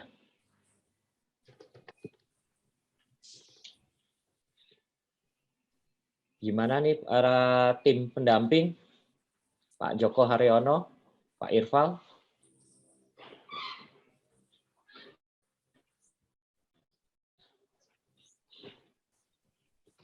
Boleh Pak Agus saya bertanya. Oh silakan, silakan Pak. Ini sedikit agak melenceng ya Pak Agus ya, masih mengenai hotel. Pak Dino, saya pernah membaca Pak, untuk membangun sebuah hotel, terutama hotel berbintang 4 atau 5, perhitungan kasar modal yang kita perlukan, saya pernah baca katanya jumlah kamar dikali 500 juta Pak. Ya. Apakah itu betul Pak perhitungan kasar? Misalnya katakanlah kita mau bangun 100 kamar hotel kali 500 juta. 500 juta dikali 100 Pak. Berarti 50 miliar ya Pak ya? Ya 50 miliar. Jadi perhitungan kasarnya seperti itu Pak. Bisa nggak itu dijadikan sebagai patokan? Gitu Pak. Oke, jadi Bapak Ibu, kita tuh di investasi di hotel ada istilahnya room key dan room bay ya Pak Ibu ya. Room key itu jadi investasi seperti yang Pak Irfan sampaikan tadi, investasi bintang 3 misalnya saat ini di Jawa per room key-nya tuh 500 juta gitu ya. Itu tuh artinya ngebangun termasuk genset, termasuk seluruh biaya jadi hotel dibagi kamar, total kamar, jadi per kamarnya misalnya 500 juta gitu ya. Nah itu harga itu bergerak terus Pak Irfan, berbeda-beda tergantung harga sekarang gitu ya. Harga sekarang mungkin besi, semen, yang utama kan besi, semen, gitu-gitu ya. Harganya kan berubah-ubah, dan itu harga berlaku hanya di Jawa misalnya. Kalau di Papua jauh lebih mahal tuh Pak, karena ada freight-nya, tukangnya juga dari Jawa dan sebagainya. Gitu. Jadi beda-beda sih ya. Nah, dulu itu 2010 itu Amaris ya, membuat Amaris itu satu rungkinya 275 juta. Tapi itu tahun 2000 berapa ya? 2012 kalau nggak salah ya. Itu sekitar segitu Pak. Mungkin sekarang harganya nggak segitu lagi, udah 300 atau 350 gitu, karena harga besi juga udah naik, semen segala macam udah naik. Jadi memang ada benchmark gitu ya. Jadi kalau kita baca report dari Howard itu nanti ketahuan nilai investasi hotel di Jawa perungki untuk bintang 3 misalnya satu kamar perungkinya tadi kan misalnya 500 juta ya bisa jadi gitu ya. Tapi bisa jadi juga bisa lebih murah karena pemilihan kontraktor, pemilihan bahan material juga mempengaruhi gitu.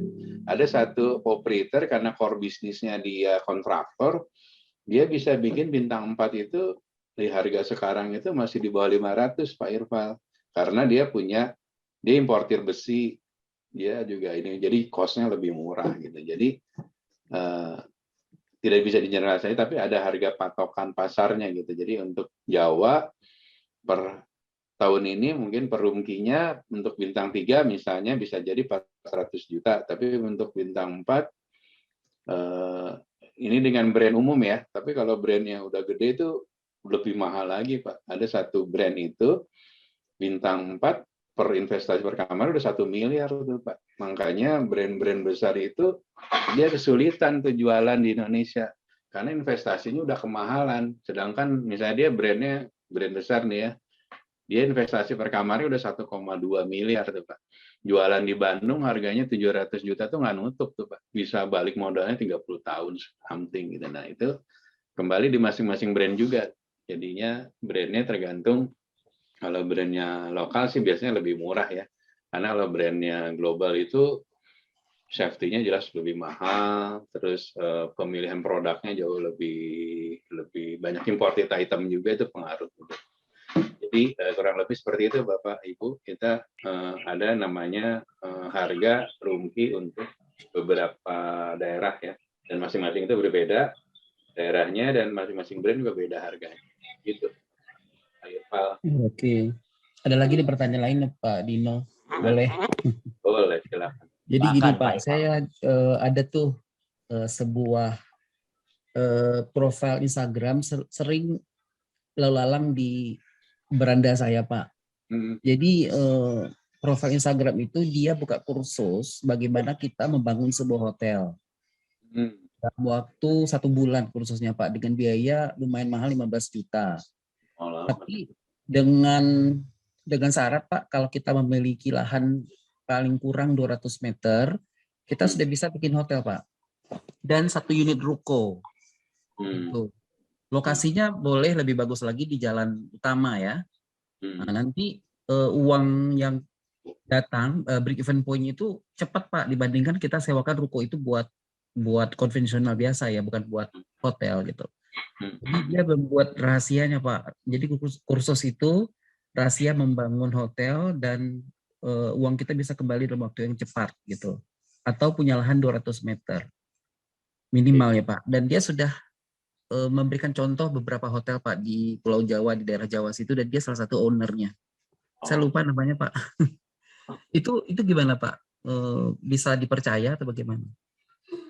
Sekarang realistis saja ya Pak ya, untuk bangun hotel kan financing, kalau Bapak uang dingin sih nggak salah ya, tapi kalau uang bank sampai sekarang belum buka keran untuk pembangunan hotel, karena industri hotel jujur masih belum terlalu stabil gitu ya. Malah sekarang banyak hotel yang direstrukturisasi mau dijual gitu, jualnya murah gitu kan. Itu yang pertama. Terus yang kedua, kalau 200 meter, kalau KDB itu coefficient bangunan ya di DKI. DKI itu kalau kita punya tanah 200 itu nggak bisa bangun 200 Pak. Paling Bapak bangunnya 40%. Kalau 240%-nya paling jadi berapa kamar. Ketinggian juga dibatasi dan sebagainya. Jadi nggak bisa digeneralisasi menurut saya dengan 200 meter agak susah ya. Bintang 3 itu minimal 1000 atau 800 meter. Kalau 200 meter mah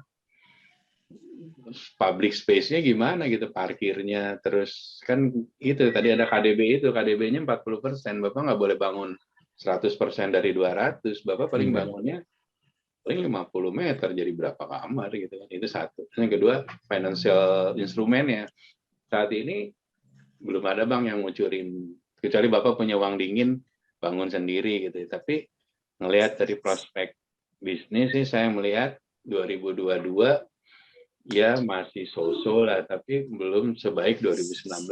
Kan benchmarking kita 2019 nih. 2022 ini mungkin recovery bisnisnya di kita 90% dari 2019. Sepanjang COVID-nya juga melandai terus, yang kita nggak tahu juga gitu. Jadi kalau menurut saya pribadi, kalau mau bangun hotel sekarang, yang pasti duit itu harus duit sendiri, nggak punya duit bank. Duit bank akan ngirimin tentu gitu ya. Terus kalau mau bangun, ya location-nya harus benar-benar punya market yang kuat itu, karena sekarang masih quote and quote bisnis hotel juga rada-rada belum terlalu stable ya Pak ya. Menurut saya sih gitu Pak Irfan. Jadi kalau Bapak tadi berapa Pak? Workshop-nya 15 juta, terus apa lagi Pak? Iya Pak, 15 juta kalau nggak salah 2 minggu ya Pak ya, kursusnya itu. Jadi ya lumayan juga sih Pak biaya kursusnya. Ya tapi pakai aja Pak setengah. Kalau kursus kan nggak ngejadiin kita langsung expert juga kan Pak, karena instrumennya kan satu konektivitas lendingnya, apa namanya, pembiayaannya ya. Terus yang kedua juga apa ya namanya, beberapa daerah juga kan ada moratorium ya, daerah mana nih yang kita bisa bangun gitu ya. Kalau memang udah moratorium kan nggak mungkin juga kali itu gitu. Mungkin dia kisah suksesnya di beberapa kota tertentu sebelum pandemi. Kalau sekarang mah ada ribet juga sih. Mungkin bukan di Jakarta ya Pak ya? Ada beberapa kota yang masih menarik ya menurut Howard itu tuh, apa ya kotanya itu, Kalimantan, Banjarmasin itu masih bagus ya. Sumatera, Medan, Balikpapan ya? Balikpapan, Manado tuh bagus Pak, market captive lokalnya itu kuat. Jadi Bapak minimal basic occupancy 30-40% udah diisi di captive market gitu. Tapi kalau Bapak bangunnya di secondary city, apalagi accessibility-nya hanya pesawat gitu ya, pesawatnya ada problem, kelar tuh Pak, Bapak nggak ada tamu. Harus hati-hati lah bangun, sekarang kondisinya lagi ini. Pak Dino, Pak Irfan, ini menyikapi dengan kondisi existing yang ada di sekolah ya. Kondisi sekolah kan kadang-kadang ada yang posisinya di pinggir jalan, ada yang posisinya mungkin tidak di pinggir jalan. Nah, kalau mungkin dari pengalaman Pak Dino nih, bagaimana kita menyiasati atau mendevelop harga? Apakah diverifikasi harga itu juga tergantung ya Pak ya, bisa didevelop dengan, karena gini kadang-kadang di sekolah kalau dia pengen dirikan kafe, kira-kira bingung juga segmennya siapa. Nah, bagaimana kalau di hotel ada di sekolah ada hotel, kadang-kadang pengelolaannya kalau Bapak mungkin Pak Dr. Dino kan sering melihat hotel-hotel yang di SMK yang mungkin sebelum-sebelumnya ya. Kadang-kadang kita terus terang kita di swasta mungkin iri ya Pak ya. Kalau kita yang ambil alih mungkin dia jadi apa bisnis atau unit bisnis bagi sekolah itu sebenarnya ya. Nah, kira-kira Pak Dino punya pengalaman, saran atau apa terhadap dengan harga Pak? Harga jual di hotel, yang di hotel edu, auditel ya, ataupun makanan. Kira-kira gimana Pak?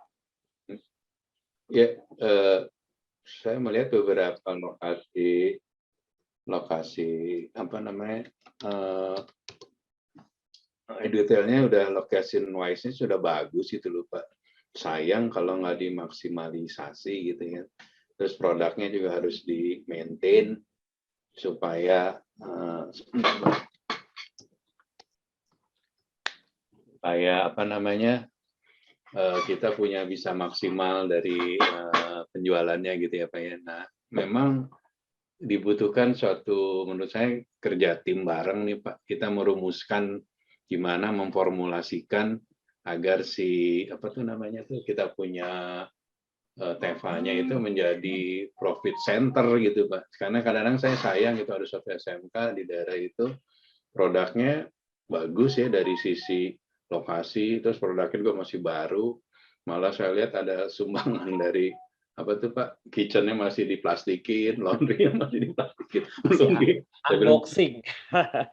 Ini bisa jadi duit nih Pak, bilang ini Bapak bisa megang 2 laundry aja di daerah sini. Satu hotel itu laundry bisa 30-50 juta Pak. Sebulan itu minimum okupansi 30, menyuci linen dan sebagainya. Kan sayang gitu kalau itu nggak dimaksimalin. Terus kamarnya masih baru, cuman emang aneh. Terus saya lihat tuh pintunya, jendela, mungkin ngebangunnya. Jadi si pintunya tuh pakai kaca gitu, jadinya kan kayak office gitu. Tapi at least itu masih bisa kita jual, manfaatin. Nah, maksudnya kita jadi tim yang promosiin aja Pak, memformulasikan strateginya supaya ya tadi kan aspek trainingnya, aspek apa sih namanya tadi, digital marketingnya, finansialnya, supaya menjadi lebih apa ya, lebih berdaya guna lah gitu Pak. Menurut saya sih gitu Pak. Ya, mungkin yang harus diubah mindset-nya adalah kita harus benar-benar menembak siapa segmen kita ya. Iya. Segmen dari misalnya di hotel, itu siapa yang kira-kira mampu membeli dengan kondisi yang seperti ini, yang tadi Pak Dino bilang, pintunya Bang melihat Pak, beberapa yang sekarang lagi dibangun, kadang-kadang tidak sesuai dengan standar hotel berbintang. Ya tadi pintunya kaca di kamar mandinya, lalu pintu kamar mandinya tidak standar, mungkin dari PVC kayak bahan plastik kayak di rumah ya. Nah itu kan juga kadang-kadang wallpapernya terlalu genjreng atau tidak soft. Nah ini juga apalagi furniture-nya nih, furniture-nya kadang-kadang seperti ini. Nah tapi bagaimana menyiasati harga itu kadang-kadang kita harus pikirin ya Pak ya. Mungkin Pak Dino kalau tadi harga Pak, nah harga yang kira-kira pengalaman Bapak yang tadi kalau okupansinya itu mereka adanya di hotelnya itu tidak strategis atau strategis, tapi gimana nih Pak? Apakah bermain di harganya bagaimana nih Pak? Untuk yang pasti sih kita melihat, jadi saya dulu ada teman saya megang Edutel di Palembang tuh Pak. Lokasinya nggak bagus di Jalan MISA. MISA itu kayak apa ya? Jalanan kecil lah gitu. Terus dia mengambil marketnya kabupaten-kabupaten di Sumatera Selatan kayak PGRI yang mau meeting gitu loh Pak. Terus kedinasan yang pagunya 500 ke bawah gitu Pak.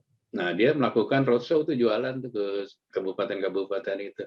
Dan akhirnya dia punya market itu gitu. Cuman emang nggak di-manage, jadi waktu mati lampu nggak ada air dan sebagainya gitu. Nah itu yang memang yang harus jadi PR kita semua ya. Jadi harus benar-benar apa sih namanya, tamu kan taunya bayar ya di situ ya. Tamu taunya ya mendapatkan apa yang dia harapkan dari dia membayar itu gitu.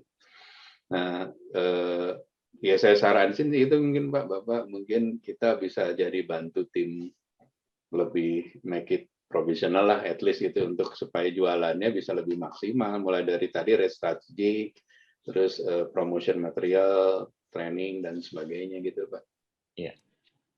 Dan nanti kalau Bapak Ibu tertarik dengan bagaimana bermitra dengan OTA ya, apakah seperti Red Doors atau dengan Traveloka, saya akan coba connect dengan mereka nih. Kebetulan Traveloka barusan nih sudah di tangan saya, dia confirm. Tapi anytime asal kesiapan Bapak Ibu nih mendengarkan beliau, bagaimana nanti bermitra dengan beliau dengan Traveloka. Nah, apakah kamarnya sesuai dengan standar? Nah, itu bisa nanti kita coba jembatani atau dengan Oyo atau Red Doors ya. Nanti kebetulan alumni dari STP Trisakti kebetulan ada yang di Red Doors ataupun yang ada di Traveloka. Dan tadi saya barusan dengan Pak John, Pak Dr. Rino. Ya, Pak John itu sangat membantu tuh, Pak John. Kebetulan sekarang jadi VP komersial ya beliau ya. Naik ya. Hebat juga tuh beliau. Nah, seperti itu. Jadi nanti kita akan ada pertemuan lanjutan nih.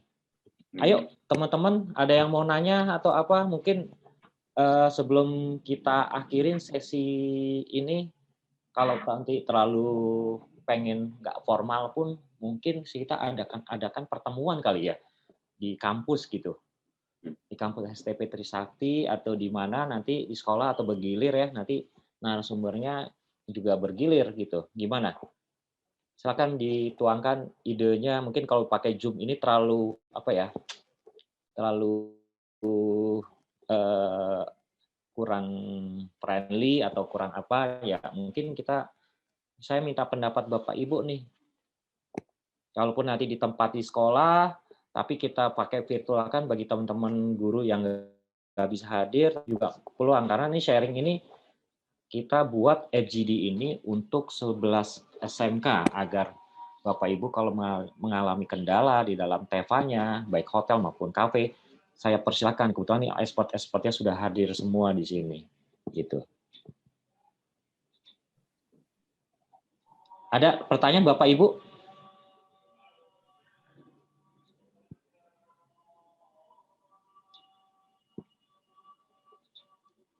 Kalau nggak ada pertanyaan lagi, kita sesi foto ya. Ini teman-teman sudah isi absensi ya? Sudah, Pak. Alhamdulillah. Berarti kita foto, mungkin bisa nyalakan webcam-nya.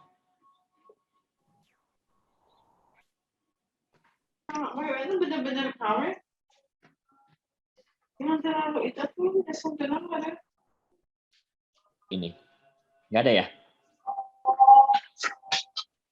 Nggak ada. Oke, kita hitungan 1, 2, 3. Ya.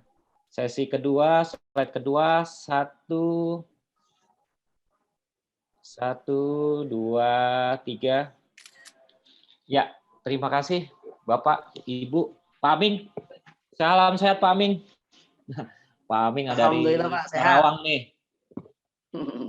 Terima kasih Pak Aming telah membantu, dan semoga selalu timnya sehat selalu.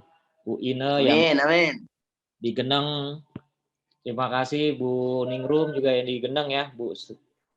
Siapa lagi? Bu Yus di Manggala. Nih Pak Dedi Setiawan yang tidak bisa saya sebutkan satu-satu. Terima kasih atas waktunya hari ini. Jika berkenan memberikan saran kritik di melalui WhatsApp grup ya. Mungkin maunya hari apa, di jam berapa, silakan. Saya mengikuti ritme dari Bapak Ibu. Kalau maunya dari saya sih tiap minggu harus ada nih. Mumpung Trisakti sedang hot-hotnya mendampingin dari tim-tim yang lain.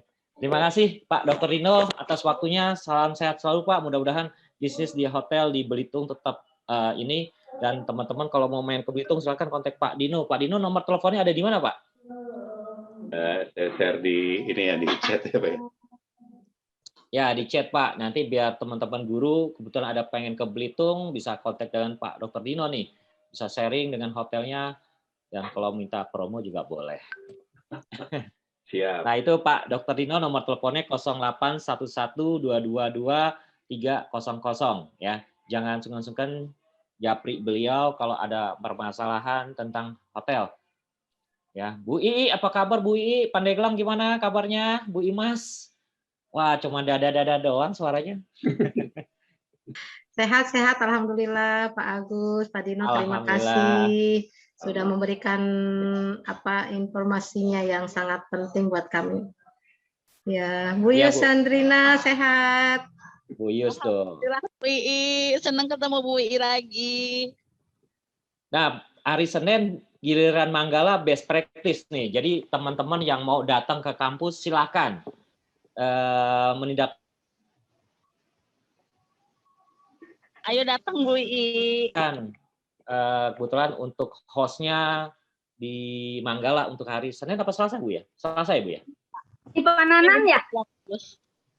Senin ya, Pak. Betul. Senin ya, Senin. Kebetulan saya Senin masih di Lampung, dan saat itu juga saya kalau bisa meluncur ke Geneng. Saya akan melihat program unjuk kerja, unjuk karya dari SMK Negeri 1 Geneng. Salam sehat selalu. Nanti Bu Novi kalau bisa meluncur Bu ya ke Geneng Bu. Insya Allah. Selasa pagi Bu. Bareng ini saya. aja Pak Agus tertarik tentang ini nanti untuk bagaimana menentukan harga kamar yang tadi sudah disampaikan oleh Pak Dino. Nah itu bisa ditindaklanjuti nanti seperti apa gitu, Siap. harus bagaimana kami untuk menentukan harga kamarnya. Siap, siap. Kebetulan nanti saya juga tandemin nih Pak Dr. Dino nih kalau bersedia Pak hari Kamis Pak dengan Pak Hengki Pak. Jadi bisa ditandemin lagi nih ke depannya. Siap, terima kasih Bu Ii. Nanti akan segera ditindaklanjutin. Pokoknya dalam minggu ini kita akan ada kegiatan lah. Oke, terima kasih Bapak Ibu. Saya akhirin acara hari ini luar biasa. Barakallah, mudah-mudahan berkah bagi kita semua dan salam sehat selalu. Amin. Terima kasih. Assalamualaikum warahmatullahi wabarakatuh. Waalaikumsalam warahmatullahi wabarakatuh. Terima semuanya. Sampai ketemu Pak Dino, makasih Bapak Ibu semua. Izin les. Izin live ya Pak.